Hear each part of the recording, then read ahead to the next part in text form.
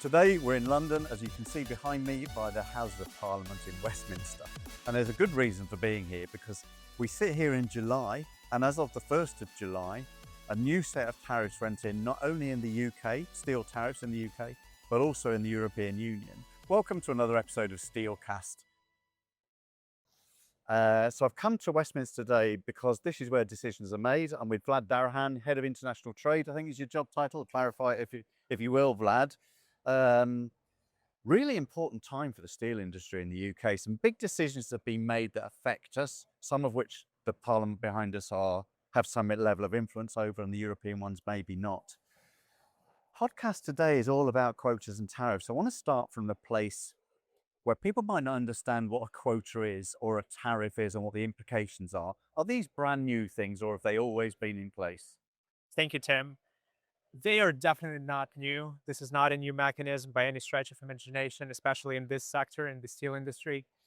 We have had various mechanisms that regulate how import trade flows into the UK for steel products. And tariff rate quotas specifically, we have had for 8 years, since 2018, both in the European Union and in the United Kingdom. But the idea is to stop cheap imports or unfair imports or high carbon imports coming into a trade. So are they a form of protectionism? Would that be fair? I wouldn't necessarily call it pure protectionism, because tariff rate quotas do allow a large volume of imports to be made into the country duty-free. So without any restrictions, any company in the UK can import large volume of various steel products into the country without paying a single penny in tariffs. So for that reason, if somebody wanted to call that tool protectionist, they could, but it's definitely less protectionist than a lot of alternatives that are available to the governments. So the idea the governments are trying to say is, we're trying to make this fair. We're trying to give it a level playing field, because some countries in the world are exporting materials which we would say is not fair. So they're either subsidized by the government, or they have low environmental regulation. Whatever description we make of it, the government in the EU or the UK or the US or India are saying, we think that's not fair and we want it to be level. That's what they're trying to do, isn't it? That's fair. And I think it's all about creating the market conditions that make sense in the current circumstances, right? We are living in the age of overcapacity, global steel overcapacity, driven primarily by China. So that has a major impact on how trade flows work, on how pricing works, on how steel comes into this country, from which countries it comes from. So all of these things are intertwined, and the tariff rate quota mechanism exists to help the domestic industry manage that, right? Because a lot of the imports that we see coming into the UK from various countries, as you said, they may be distorted by subsidies. They may benefit from various kind of trading conditions domestically that are not necessarily market conditions. And tariff rate quotas allow the domestic industry to adjust and to compete in a fairer environment. Yeah, I guess for a lot of people, although you said, had them around for a long time, a lot of people will say, Trump started this, it started in America, he banged on a load of quotas and the rest of the world has had to follow suit. Is that fair? To a large extent, I think it is fair, because the initial quota wave started in 2018 with the imposition of Section 232 national security measures by Donald Trump during his first term as the US president, and that it had a knock-on effect on trade policy in the EU, and after Brexit here in the UK as well. So that is the right way to put it, I believe. Yes. And we've had two big moments, I guess, in recent weeks. They both come in on the 1st of July. One is a set of quotas, allowances for the UK, above which there is a cost, a tariff, and the other is the EU. Is that coincidence they happen at the same time? Is that pre-Brexit alignment? Why have they come in at the same time? That's a great question. So if we go back to 2018, when the United Kingdom was still part of the European Union, it was subject to the same tariff rate quotas that the European Union introduced back at the time. And they had a fixed duration. They were never supposed to stay in place for more than 8 years because of the WTO restrictions on the total duration of safeguard measures. So the expiry date was set back then, essentially, right? In 2018, we knew that the maximum duration will be until the 30th of June 2026, both in the UK after Brexit and in the European Union. So it's not a coincidence. Yeah, and I guess now we're going to try and get in some of the detail without confusing our listeners and viewers on YouTube about actually what has been decided, because although they came in at the same time, the UK was announced first, so it was kind of a week before the 1st of July we found out what the UK quotas and tariffs were. Yeah. Marks out of 10? No comment. No comment. Some we were expecting and some we're disappointed with. I would say we as Tata Steel. Yeah, I think it would be fair to say that it's a mixed outcome for the Yeah. business, for our business specifically, but also for the steel industry more generally. There are some really good changes that have been made in terms of changing the quota allocations and the overall level of the quota.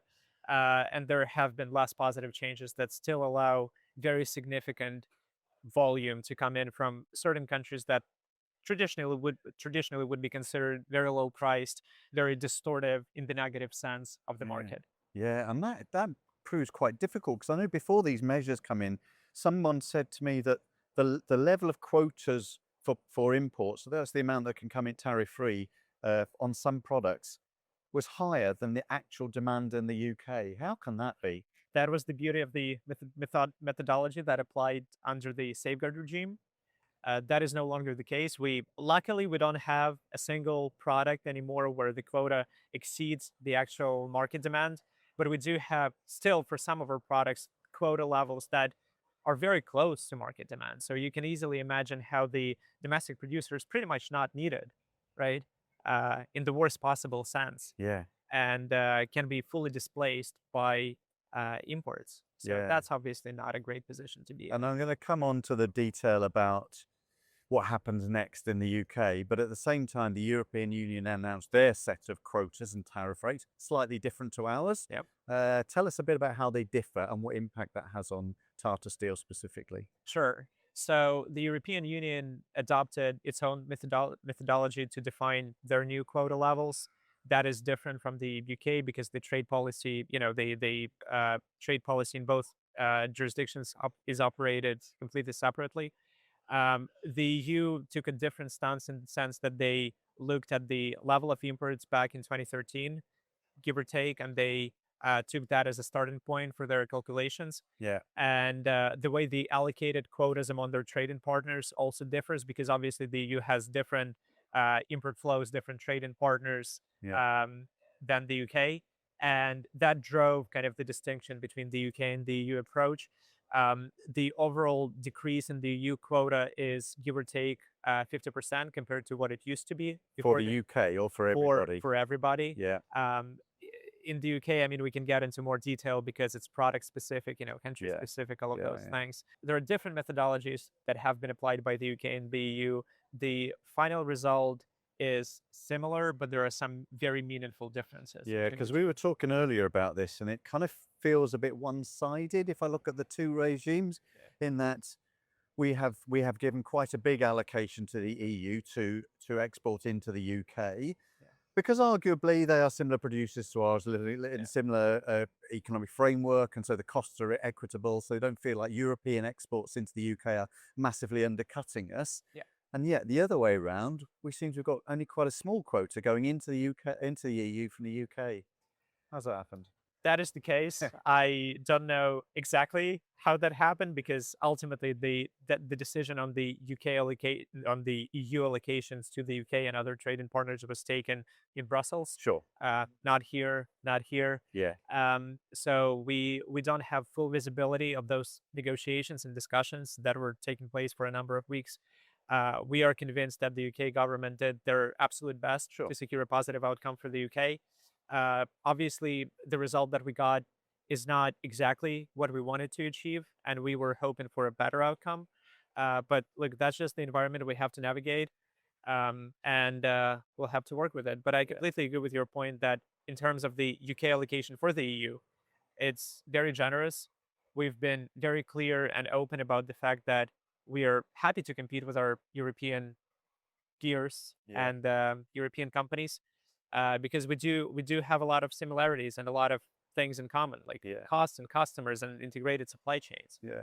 But in terms of the UK ones, if we come back to that piece, and again, without getting too much detail, there's a whole load of different categories for us, and British Steel and Yeah. Liberty and all Master Gaglia, depending on the products.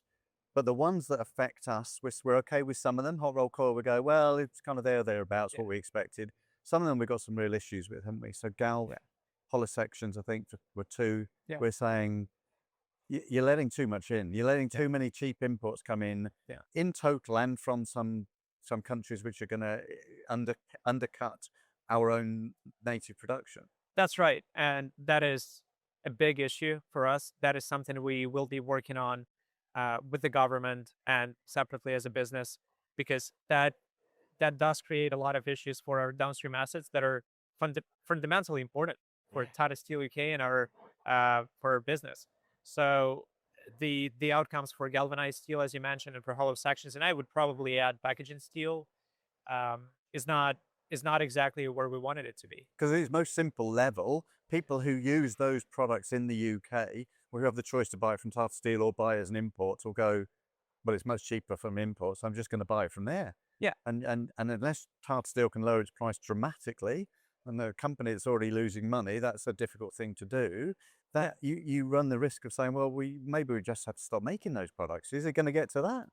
I definitely hope it's not going to Yeah. get to that point. And look, there is something important that we need to talk through here, because we are not saying that people should not be allowed to buy steel from other sources, from Vietnam, Korea, any other country in the world. We're not saying that at all. We're saying that there needs to be a balance. There needs to be regulation in the market that allows the domestic industry to coexist with imports and to flourish with imports. Yeah. We're not shying away from competition. Yes. We would never do that. We know that we are a competitive supplier. We make great products. We have great people working for this business on the engineering side of things, on the commercial side of things, everywhere across every part of the organization. It's not about shying away from competition. It's about making sure that we are not squeezed out of our domestic market by the imports that actually don't care about the integrity of the market, about the long-term future of the downstream processing sector in this Yeah. country. So Yeah. it's I would say that it's a much broader argument. It's about economic security of the UK rather than can you buy steel from one specific country. Yeah, and I guess the last point I want to make is there's been a lot of noise on social media, especially from some of the downstream users, traders, and so forth, saying, "Oh, these quotas are unfair. They're going to impact our business." Part of me is like, well, they would say that, wouldn't they? Because if you had the opportunity to buy a cheap substrate rather than a more expensive substrate, you're going to make more money buying something cheap from Vietnam or Korea or India than you are going to buy a native one. Do you have some sympathy for that perspective? I understand where they're coming from, but I think we also need to be realistic about the impact. The Section 232 measures have been in place in the United States for 8 years now. And for the last year, the US administration applied a flat 50% tariff on every single ton of steel coming into the country. And that did not result into crazy inflation. That did not result in massive shortage of supply or anything like that, right? And we're not saying that that's the way we should go down, right? We should not say, we are not saying that we should have a 50% tariff here on every single ton of import coming into the UK. Yeah. But I think that just shows that there is something there that is not quite right. That this argument that the moment you introduce some kind of restriction, which is fairly liberal in case of tariff rate Yeah. quotas, all of a sudden your prices will go up. Traders will not be able to make any money. There will be shortage of supply. I don't think that's an honest argument. Interesting, because the debate will go on, I'm certain of that. Now, the government have said these are now in place from the 1st of July. We're not going to change them again for another 12 months. What can we do in the meantime to maybe reposition the government, to adjust our cost base, to develop new products that help to manage those quota levels and our competitiveness? All of those things. We should be doing all of those things because the tariff rate quotas were never supposed to be a silver bullet that will solve every single issue that we encounter as a business, right? We should be innovating. We should be making better products. We should be getting more and more efficient every day.